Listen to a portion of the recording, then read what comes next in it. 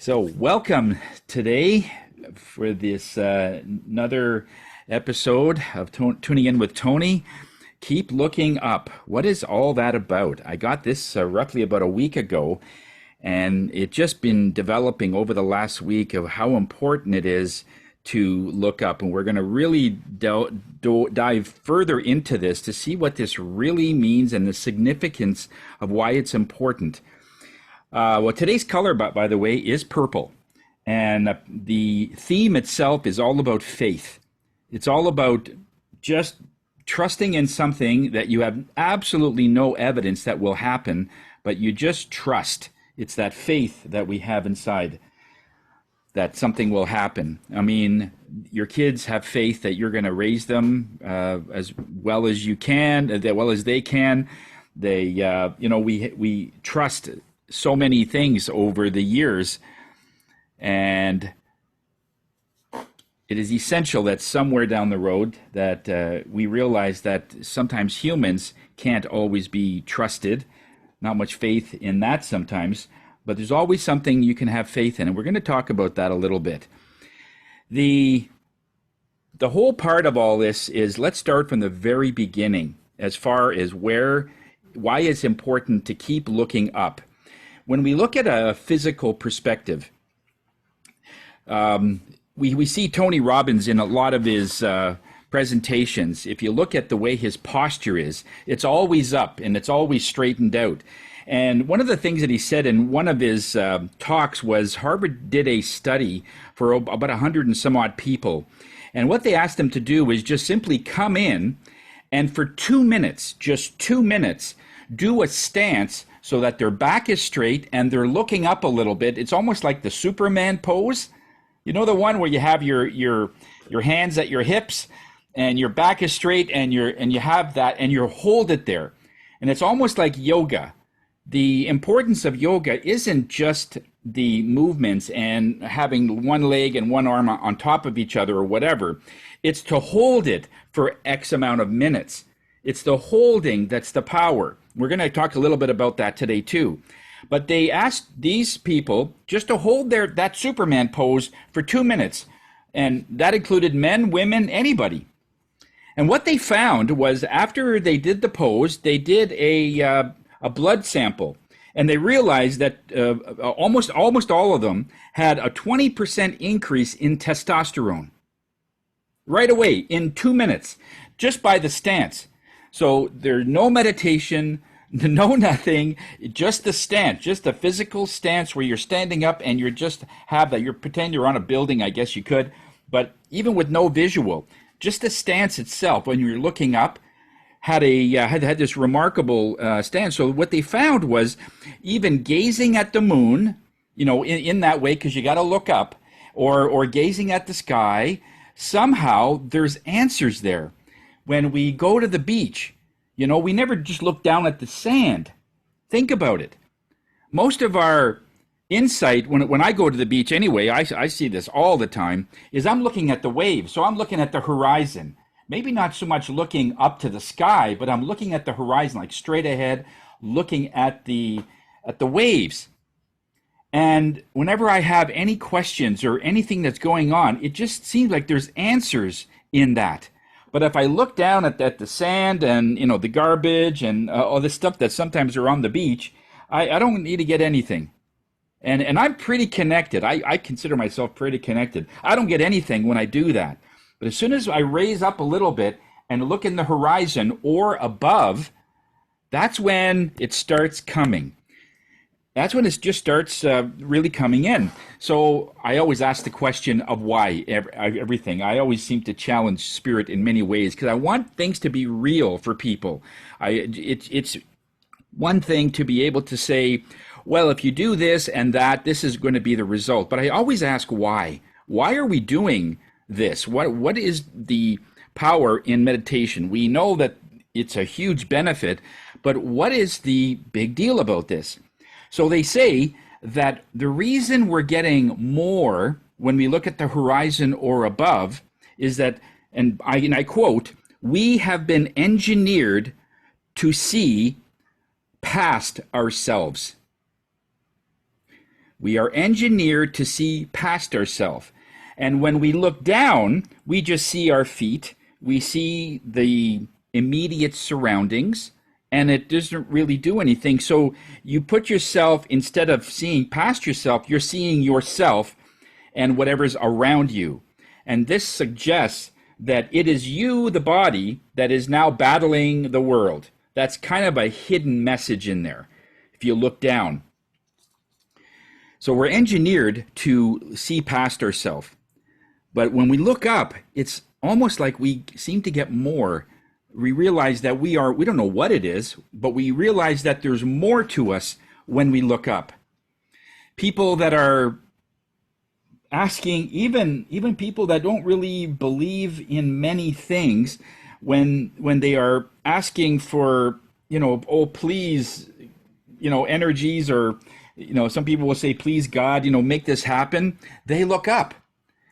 And it is very interesting that even a blind person that has never seen the light of day, if they were born blind, when there's a goal scored, they always do this: hands up, head up.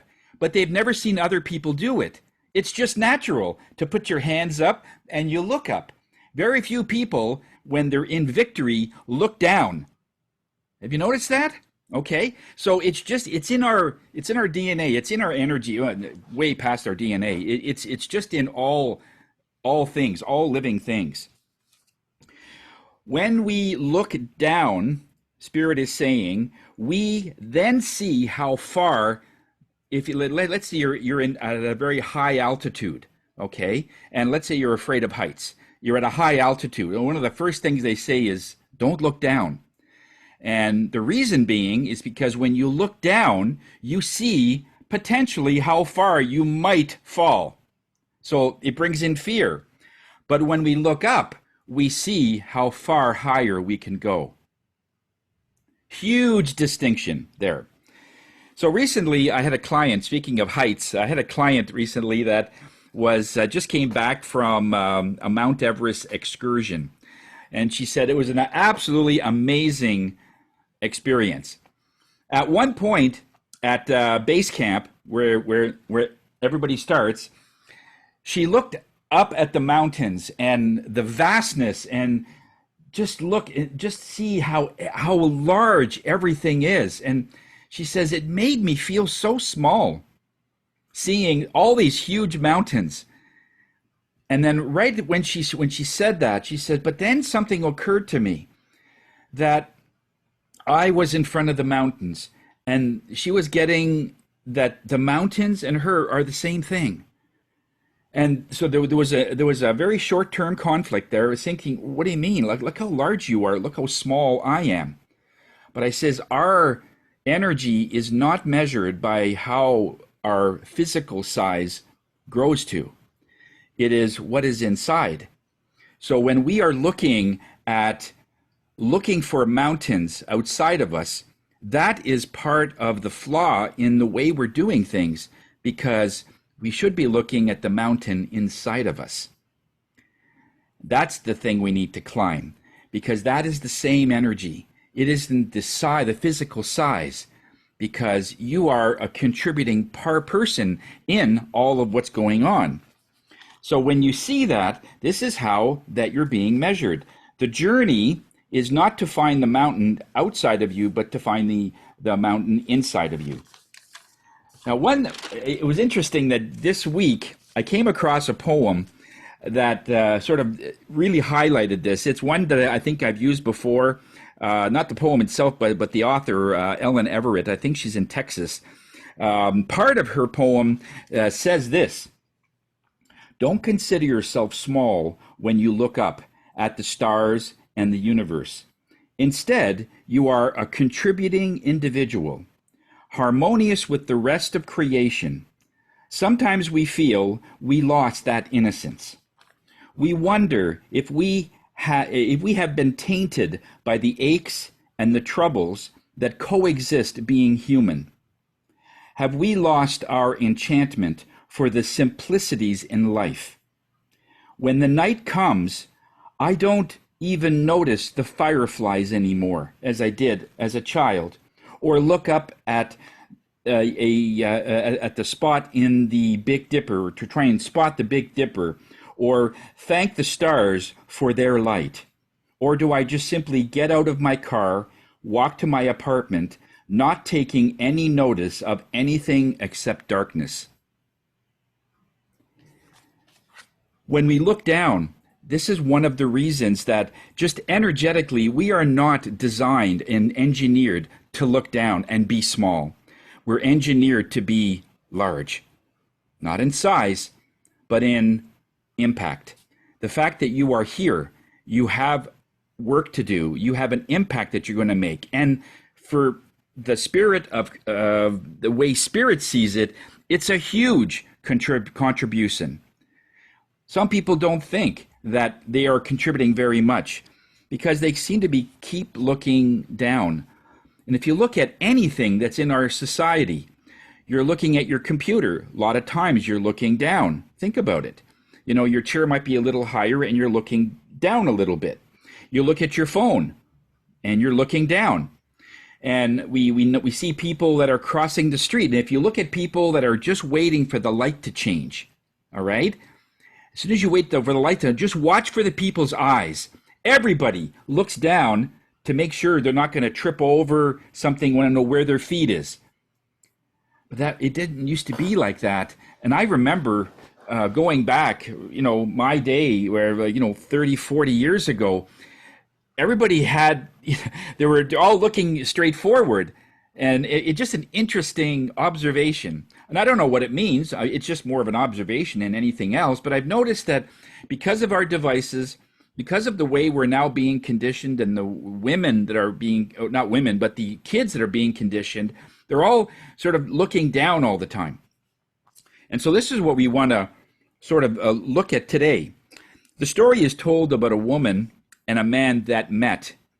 And as soon as this man looked into the eyes of this woman at a party, he said he just fell in love with her, like almost right away. It was instant.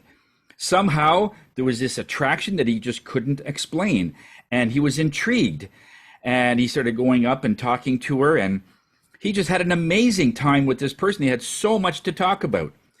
And so at one point, and I don't know if it was that party or there was a short time later, the article says that the man decided, you know, I'm just going to tell her. I'm just going to tell her that she's beautiful because she's always looking at me like, what is with this guy?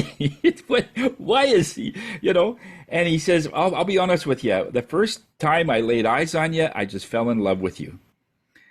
Now, this woman had a very challenging childhood. From as far back as she could remember, age 3 or 4, she was always told that she was either too fat, too ugly, and no man would ever have you unless you could cook or do things for him. There's nothing. So she had a very poor childhood that way, and was always self-conscious, so always covering herself up, even when even with a bathing suit, always had a towel around, didn't want to be exposed, and didn't want to be in front of people doing presentations because she always wanted to be in the background, like behind the scenes, never wanted to be exposed, and just thought that nobody would ever love her, like her, whatever.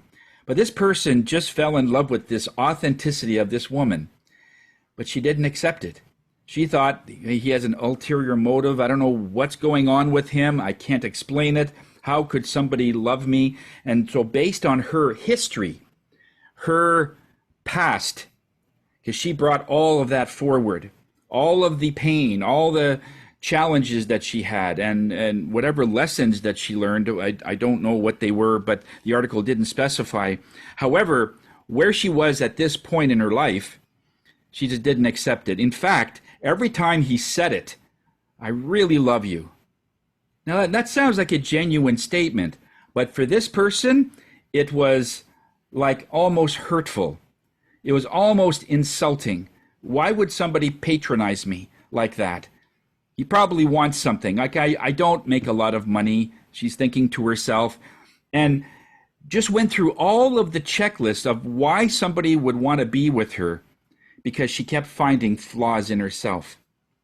In the end, they separated because after a while, she just didn't couldn't figure it out in her mind, couldn't see it, and she was alone for the rest of her life because she just kept finding all these faults in herself and who else would have me.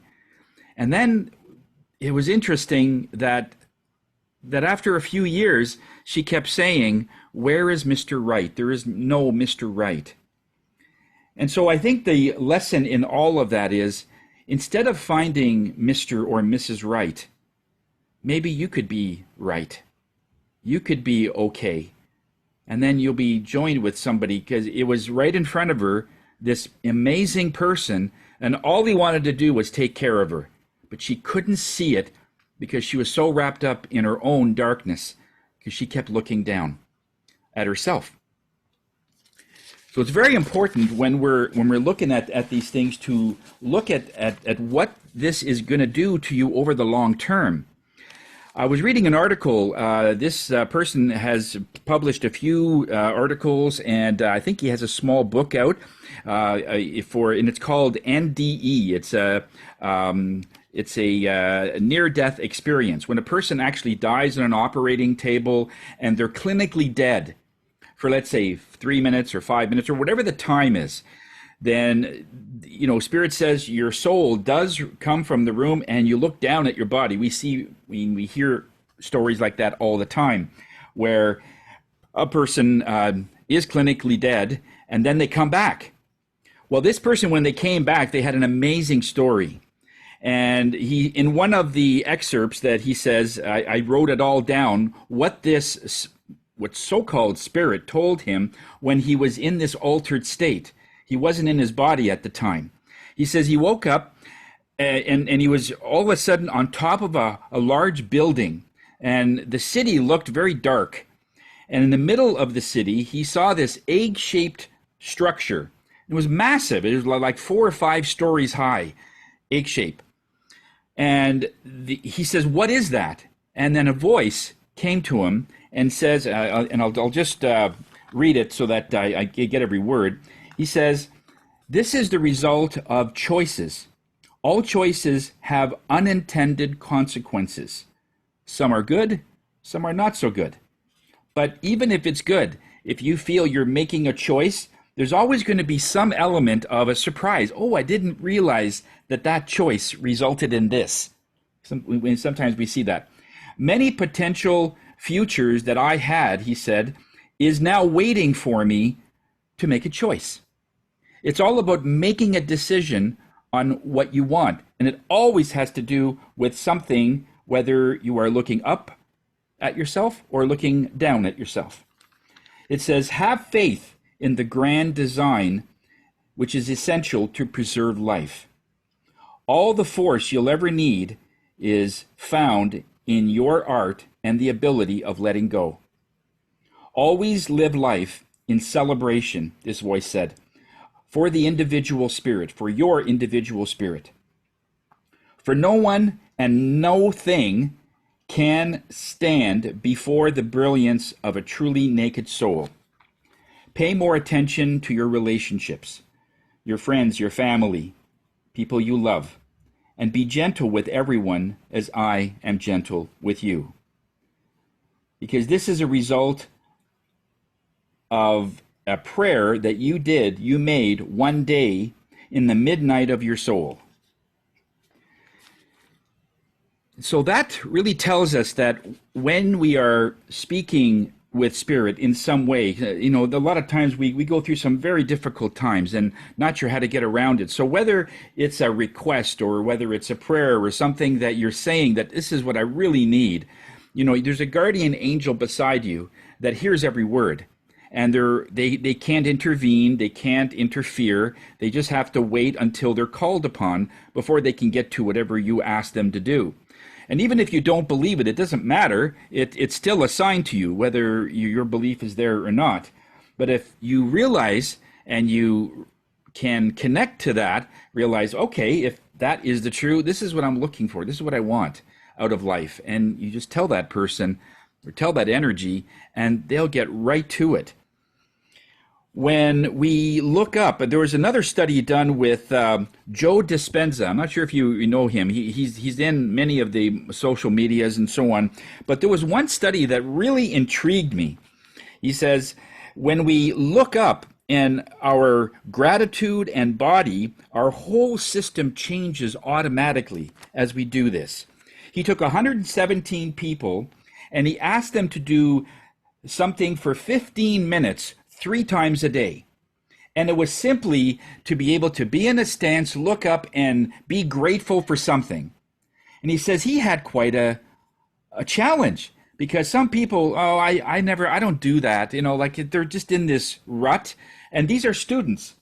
So if it's a university student and they're, in that 18 to 22, whatever, that age group anyway.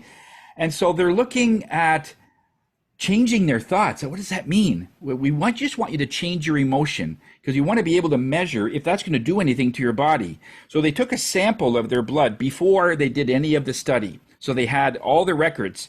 Then they told them to do this 3 times a day, 15 minutes, just to be grateful for something. They had to coach some of them. One of them was, I don't know what I'm grateful for.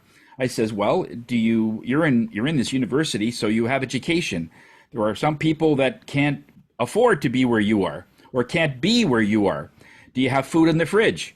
Yes. Well, there are people that are not doing that. They don't have food in their fridge. They don't have any place to live.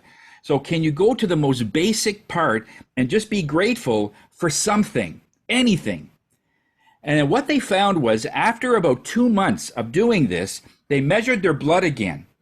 And they found something very cool. All of them had a 50% increase in their immunity system. So these are the things that will fight off bacteria, viruses, and things like that. 50%, that's all they had to do, was be grateful for something for a very short time. The one primary defense, they call it the robust immunoglobulin A, which is a primary defense mechanism for your body. And the way Joe described it as, it's an internal army.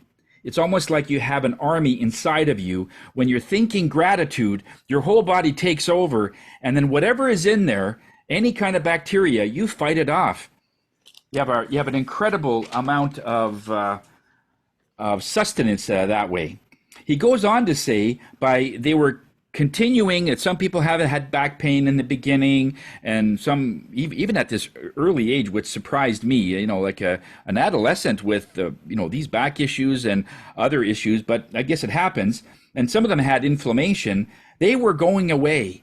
Many of them were saying that it's like 80% lower, and some of them said it's all gone. The pain's gone, not getting headaches anymore, just by doing this stance of looking up and being grateful for something.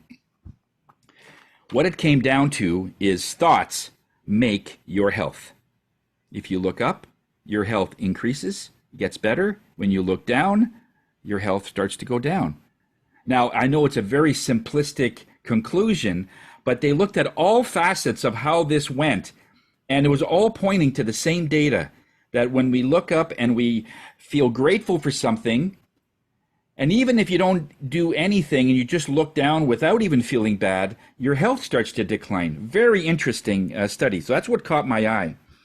Another one that I saw was those of you that are familiar with Esther Hicks. I like following that because sometimes there's some great passages there. And I've listened to them. They have many CDs and books out. But the one that really caught my eye from this subject was this. It says, life is not happening to you. Life is happening from you. In the morning mantra, this is the best way to start your day. They said, try this. I am emanating a signal to all life that it is responding to.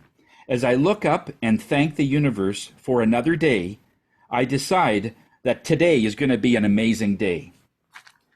And they went on to say, and I wrote everything down just to make sure I get all the words right. They said, I feel that I'm going to be intuitive today. I'm going to feel inspired. I'm going to feel connected. I'm going to feel vital. I'm going to feel happy, confident. I feel kind today. I feel loving. I feel that I'm at the top of my game. I feel innovative. I feel energized, inspired. I feel guarded. I feel worthy, deserving, and I feel grateful for all the things, even the ones that didn't come out very well, that it taught me something about my life. So isn't that amazing that when you look at, and in this mantra you say this every morning, and you're reprogramming all of your trillion cells, including the 500,000 new cells you have every day, that the cells are just wondering, okay, what are we doing? These are trainees, in other words. You get 500 million cells, brand new every day, and they don't know what's going on. But they do as soon as you wake up. Oh, gee, another day of a backache. Oh, I got to go to that crummy job. I got to work with Ralph or whoever. He's such a hard person to work with. And that reprograms, oh, we're having a hard time. Okay. And so they realize that they are now like all the other cells. There's no programming whatsoever. And then people are surprised that how come my life isn't changing for the better? How come that I have to work so hard to make things work? Because there are some things that can't be explained. And this is one thing that Joe talked about. There are some things that we can't explain why. We just look at the data. Like, we don't care. You know, we're not doing anything. We're just looking at it. But one of the things that came out of this was, why do we look up for answers? That was one of the questions. And one of them that there's another medium that I also follow. Her name is Dolores Cannon. Very, very nice lady. Very connected, and she's great. She says in one of her things that there's a reason why when we come into this physical form that we don't remember our past lives. Remember we talked about this in other classes where we come into physical, we have a destiny or a checklist of the various things we want to do in this life, but we have no recollection when we come in what those are, what lessons we had, what hurt we had. It's like it's a completely swiped clean slate. We come in. And so we discover ourselves based on that. And by the time we get to 20, 30, 40 years of age, a lot of those things we're starting to see is starting to now repeat themselves. The relationships that didn't work, here we go. And then if you, let's say you connect to a psychic or a medium, or you connect to something that teaches you how to meditate, and you start getting answers that way. However way you get your answers, then it starts saying, well, this is what you used to do in another life. It's the same pattern. And so this is one of the reasons why Spirit says we don't come in with any preconceived ideas or what lessons learned. Because here's the thing. When a trauma happens, when we are hurt, when we are duped, when we are told one thing and said another, and we all have been in that situation where we're the one giving and then we're taken advantage of, no matter what it is, two things happen. One is the hurt, is the actual hurt itself. That person hurt me. It hurt my feelings, mentally, physically. Maybe there was some physical abuse. Maybe there's some mental, emotional, whatever it was. There's the hurt itself. The second part is the lesson. Well, after that experience, I'm not going to be trusting very many people, or whatever the lesson is. The next time when I see this particular situation, now I'll know what to do. So there's a lesson in there. Spirit says the flaw that most people make is that they culminate the pain with the lesson. It's together. It's like ordering soup in a restaurant, and the soup comes to you and it has way too much salt. There's way too much salt. So you go to taste it and you go, oh wow, I can't eat this. It's too salty. This is why they serve those kinds of food with a salt shaker besides. So you have the option whether or not you want more salt in it, let's say. Most times you can taste it and it's fine the way it is, right? But when you put it together, you have a really hard time separating it. Even any scientist can say with chemistry, it's really hard to desalinate anything. Once the salt is in there and the sugar is in liquid, very difficult to get it out because it's quite a process to do it. But in our energy is the same. We take the hurt. This person hurt me mentally, physically, in this, and yes, I did learn a lesson.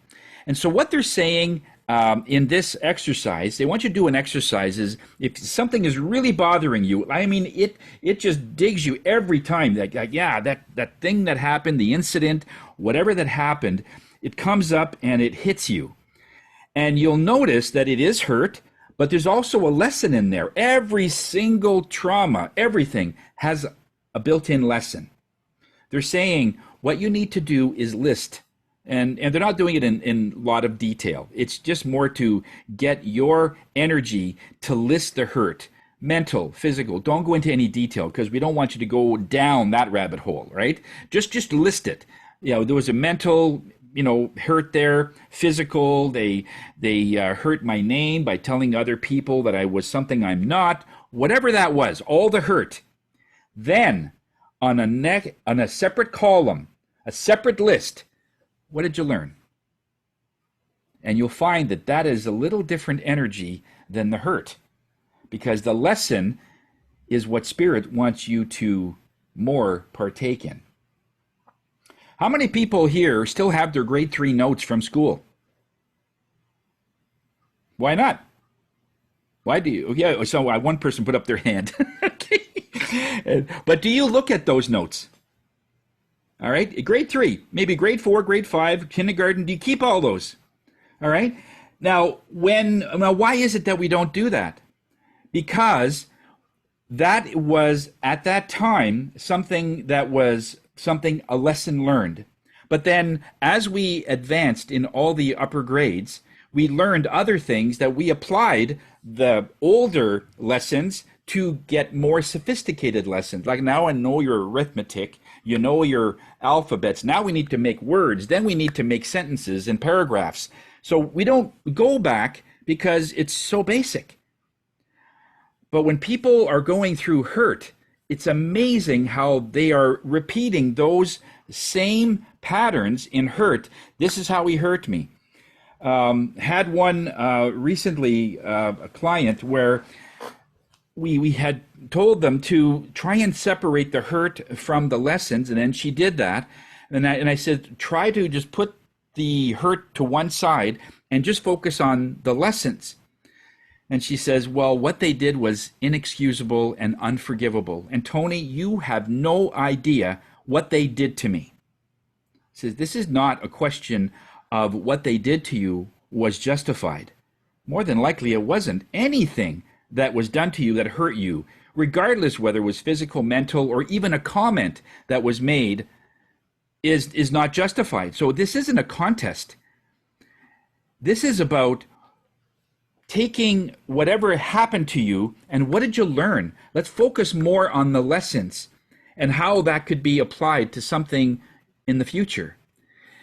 When you start focusing on that, you're starting to look up because the lessons are coming from Spirit, and the hurt is when you are looking down, because then you're looking down on yourself at everything that physically, mentally, and emotionally and other happened to you.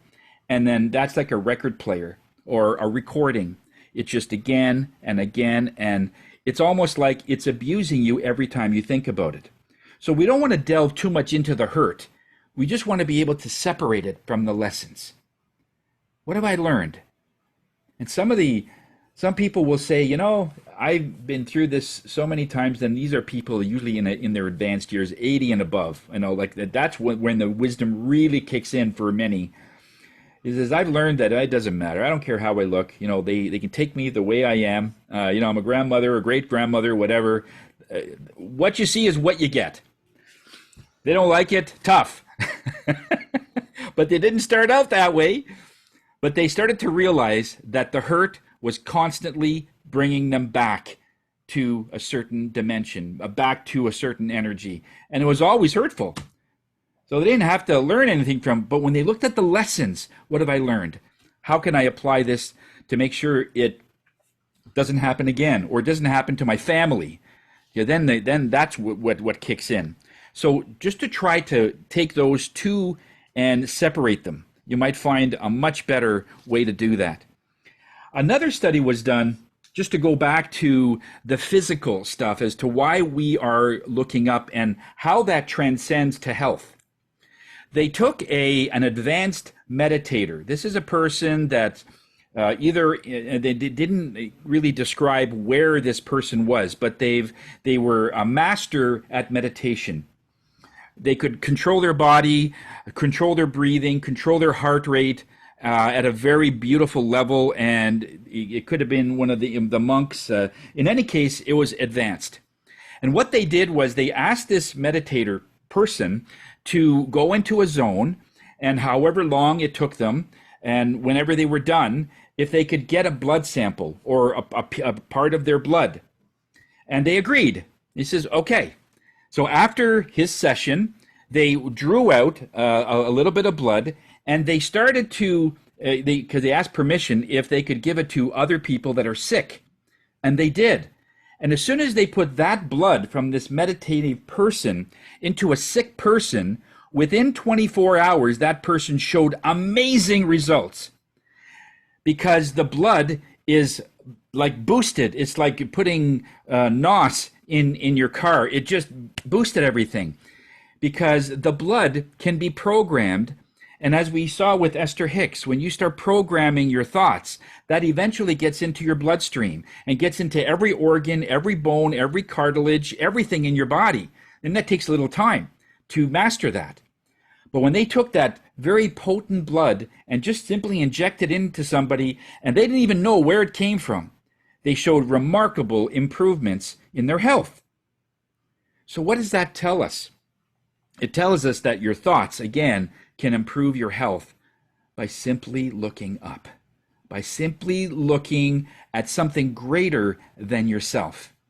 But when you start to look at the vocabulary or see and hear the vocabulary of a sick person, that is very different than a person that is not feeling well and perhaps in the same position, but they are just over the top. They said, oh, I'm going to get better. I'm just going to go to the doctor. They're going to tell me what's going on, but I'm going to come up with whatever I need to get well. They take responsibility on their own health. When you have that attitude, it's a far different programming, and your blood takes it, because your blood, of course, is part of water. We all know from Dr. Mansuro that when you program water, there's happiness in there, and just because 70% plus of our body is water, and that's in our bloodstream. So we can program ourselves, and it's simply all about this looking up concept. So it's phenomenal how something so simple, and people discount it. It's just, it's impossible how something like that could make so much difference in ourselves. But it does. Another study was done from a shaman. These are the people in the Andes.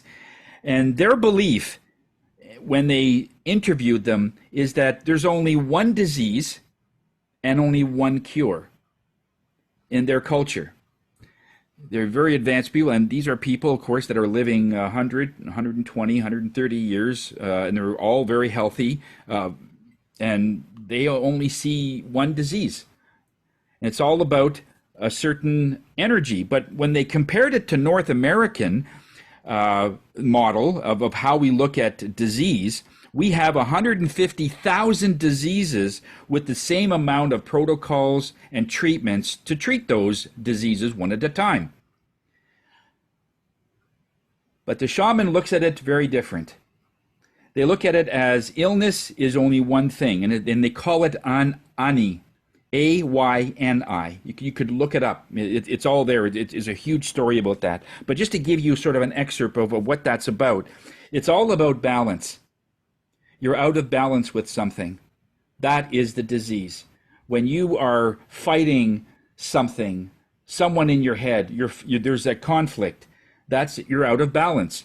You got to be in balance with your relationships, with your family, kids, diet, with your village. You got to have balance with your ancestors, and have balance and the sustainability to be able to take care of your children's children. In other words, the children that you have, or the nieces or nephews or people that you know, not only them, but their children. When we have that type of sustainability or approach, the energy changes dramatically. Then that is the thing. So what shamans don't do is they don't treat diseases. So it doesn't matter what you have, whether it's laryngitis or whether it's something much more serious or terminal. They create the conditions for optimal spirit and mental and emotional health. So it's like they're creating that condition, and then the disease goes away on its own. And what Spirit said, it's a little bit like playing basketball. And I said, how so? Because if you go to rough terrain, let's say you go where there's a lot of rock and it's all jagged and it's almost like a dump truck just through these huge rocks in a field, and you're going through these huge rocks and you're trying to play basketball. Like you're tripping over things, you hit the ball on the side of a rock and it just shoots over to one side, and like there's no continuity. It's terrible. You can't. So what they're saying, in a sense, is that we're creating a condition, we're removing this terrain into a gymnasium where everything is flat and it's all consistent, everything's balanced, and then you could run without hurting yourself, and the ball bounces consistently like it does. And so we're creating a gymnasium of health, in other words. And that's one of the first things that people say. How are you feeling? Oh, I'm feeling a little rocky. I'm not doing well today. And whatever their description is, it's very similar to the description of how this terrain could go. And it doesn't matter what sport you're in, whether it's soccer, badminton, it doesn't matter. But I thought basketball was a good one, because many people play basketball and they watch it, and they know that you have to have level ground for that. And that's the balance, is that everything is level and it's easy. So you're creating that. Now, how do you create that? How do you create this gymnasium? By not fighting everything that's around you. Not fighting the past. Not fighting whatever's happening now. If something is happening, this is one of the things that it's really critical. We're going to get to the meditation in a minute, but Spirit just wants to get this last thing out. When we come in physical form, we know we have a destiny. Okay, that's a given. However, in the point of time that you want something, to the time that it finally comes, there's going to be a lag of time. Now, Spirit doesn't work on time, we know that. But we also know that for something to manifest, there's a process for it to manifest. And as soon as they hear that you're looking for something, want something, I want a new relationship, I want a new house, or I want this because it'll give my kids a beautiful backyard, and you're creating this platform of health that everything will just flow. There's going to be a lag of time before that happens. Like if you've just been diagnosed with something, now that it's in your physical form, you not only have to look at the balance of why that part of it's out of balance, but now you've got to work even harder to reverse the physical aspect of why that disease or why that diagnosis was the way it was. Because we see people that couldn't see, and because of their belief, they could start seeing again. And I was looking at a few examples of that, and some of them seem random. People that have spinal cord injuries in car accidents or motorcycle accidents, and because of their determination, doctors say they would never get out of the hospital, and 8 months later they are walking out of the hospital. We hear about things like that, but the reason that's happening is because the faith is going to be the lag. Let's say 80% of this belief, you got it nailed. You got it. But there's going to be a lag of 20%. You've heard of the 80-20 rule? I'm not sure. This applies very, very closely to that. where 80% of your efforts are going to be now, you're going to be missing this 20% that will actually bring this in. And so that gap is faith, is undying faith. No matter how many times something comes back as a failure or as a positive or whatever you're getting, I still see myself healthy. I still see it. I still see it no matter what happens, no matter what the doctors say. Yes, they have a lot more experience. They've been taught. But Spirit says they've been taught on how the body reacts, not how the body, what the potential of the body is. They just tell you based on hundreds of thousands or millions of people, when a person gets this disease, this happens, this happens, this happens. And that might be true. Spirit is not conflicting with that. But they're saying that all it takes is one person not to follow that model, that I'm going to be well, that will change. And that's why some of these things are coming out, because the faith was stronger than what other people are telling them. And so with that lag, it's that undying faith. It's that always looking up, always looking that maybe it's tomorrow. Maybe we could do this tomorrow. And you find this in third world countries so well, where they have nothing, literally nothing. You name it, they don't got it. You name it, in some places, it's just amazing that they have absolutely nothing. But you talk to these people and they're the kindest, and they're offering you like food, and they have a hard time feeding their 8 kids. Like it's just incredible. And yet, some people will have, freezer loads of food, and they won't share anything. But it's not about that. It's just that they have learned that there's another way to sustain life, and that is to constantly feel like you're going to be something, and constantly looking up for those answers, and those answers do come. In this meditation, we're going to be looking at the energy of the sun. We want to be able to activate something.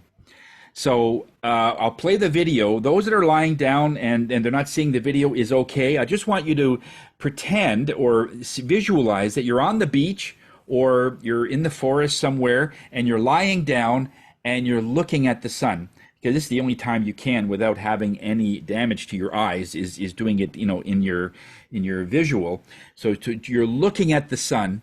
Those that are watching the video, I just want you to look at the sun in every one that is coming up, okay? And then just ask yourself, where do I go from here? How do I find something better? And if any of the ones that I've read about feeling better, feeling inspired, feeling that something is going to work, it's you choose your life and you're choosing your health. So choose one that really resonates with you and just say it over and over again. And let's see where we are, okay? I want you to take a deep breath of purple, this beautiful purple color, because this is where we're going to instill that faith inside of you, that even though you have absolutely no evidence that something can get better, the faith itself will tie you over until you can make it a reality. Okay, see you in a few minutes.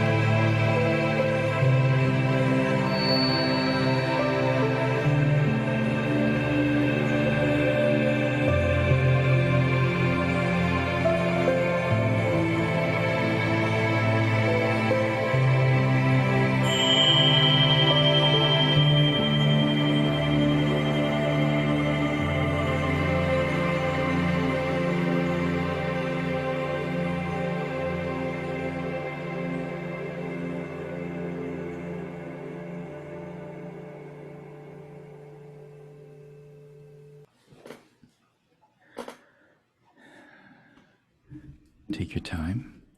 Try and remember what you felt, what you saw, any lessons that came up you might have forgotten. And bring that back with you. How was that? How was that for some people? Just try and slowly come back there. Yeah, I guess this is an overall message, but certainly around the same theme. Death is not the greatest loss in our life. The greatest loss is what dies within us while we are still alive. And it's that there's only two things we could look at things. You could look at it, and this goes way beyond just thinking positive. You know, let's be a positive. It's way beyond that, because this is something that's just part of your nature, just part of you, not something that okay, now I have to think of something positive. When you can look at something and for the outside, you know, something went wrong, and you could see, hey, wait a second, there's an advantage to that. You know, the other day I got a message from a client, and they had a piece of pyrite, beautiful pyrite. It's an exact cube, like it was cut so perfect. It looked like a pair of dice, right? Perfect. And she says, I think I must have done something wrong. I don't know how clumsy I could be. She says she pulled it out of her pocket, and there was, I guess, something else in her pocket, whether it was a Kleenex or a bill or something. But she pulled it out, and then the pyrite came out, and it fell to the ground, and it dented part. It chipped right off. And she says, "Oh no! I took this perfect crystal, and I broke it." And I says, "That's okay. That was supposed to happen." How do you figure that? Well, because this particular person was working on their moving forward energy, their full drive. Pyrite is a male-oriented or a masculine stone. It's all about moving forward. It's all about that richness moving forward. If that crystal no longer needs to be with you, it will fall, break, crack, something. Meaning that you're done with that crystal. That could go now to somebody else, and you need a new crystal. Says, oh, I really thought I did something wrong. I says, no, not at all. But that's just part of my nature, because I've done this like thousands and thousands of times, that it's just naturally that I just sort of steer towards, what's the good in, what's the gift? Where, I'm looking at that already. Anything that happens. It could be a flood in your basement. Okay, what's the good? What happened that's good here? And most people are saying, oh no, I flooded my basement. I can't imagine the damage I'll have. And immediately you just go to the positive. So it isn't about positive thinking. It's about always looking up.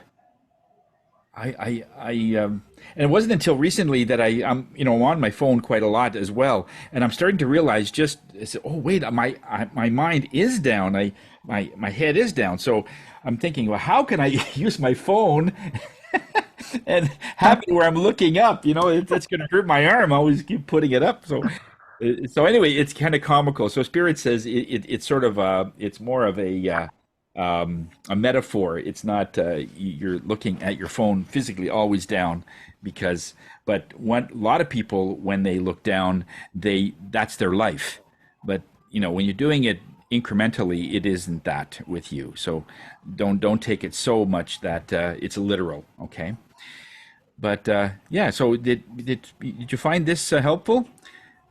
Yeah, you found this helpful? Yeah. Okay. Well, okay. This was another sort of a way that you could go into a thought. Now, here is some homework. Those of you that are on holiday within the next week, I know there's a couple of people that are going to be on a holiday.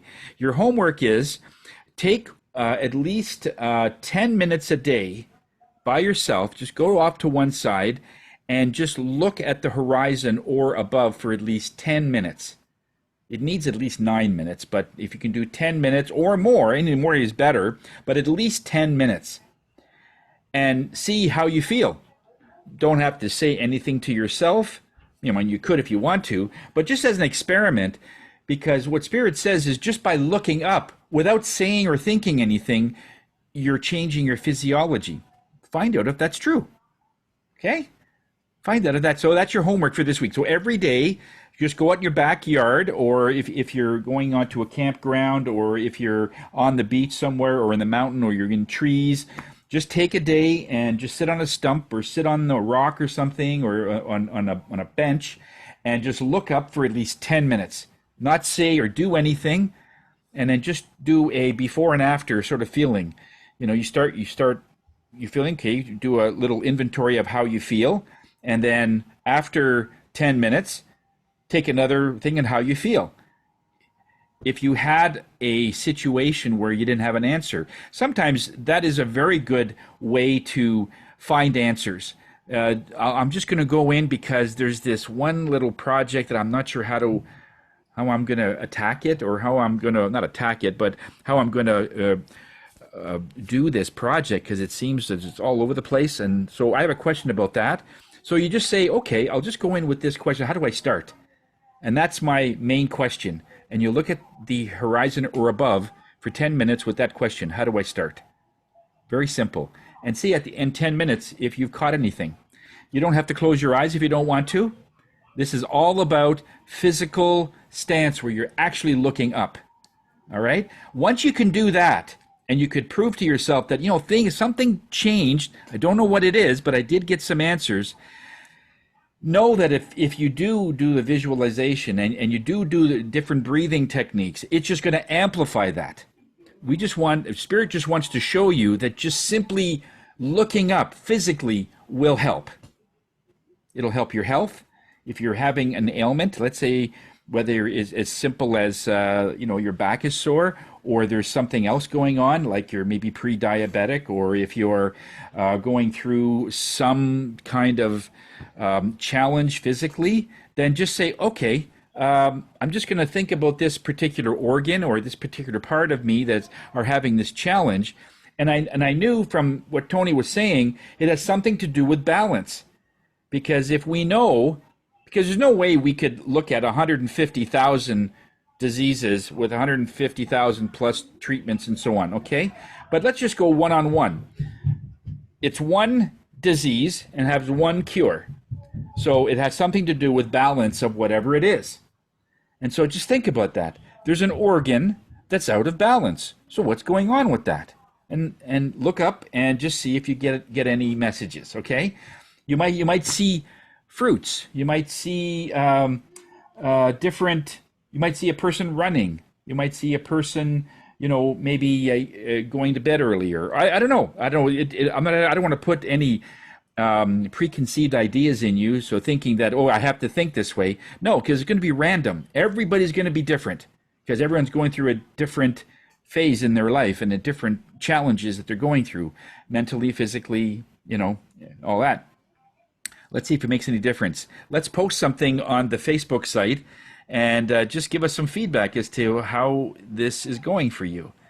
And then from there, we'll see. But it's just simply looking up and nothing else.